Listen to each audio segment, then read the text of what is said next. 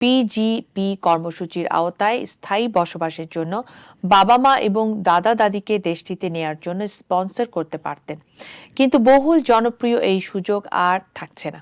দেশটির অভিবাসন বিষয়ক মন্ত্রী মার্ক মিলারের জারি করা এক নির্দেশনায় বলা হয়েছে, বিদ্যমান আবেদনের ব্যাকলগ দ্রুত শেষ করার দিকে মনোনিবেশ করায় বাবা মা এবং দাদা দাদির জন্য স্থায়ী বসবাসের স্পন্সরশিপের নতুন আবেদন গ্রহণ করা সাময়িকভাবে বন্ধ করেছে কানাডা।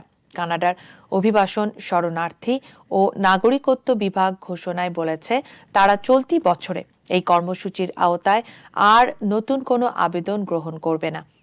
কানাডার সরকারের এই পদক্ষেপের ফলে অনেক বাংলাদেশি পরিবারও অনিশ্চয়তার মুখোমুখি হয়েছেন। বিষয়টি পরিষ্কার করে আইআরসিসি বলেছে, তারা 2024 সালে জমা দেয়া আবেদনগুলো প্রক্রিয়াকরণ চালিয়ে যাবে।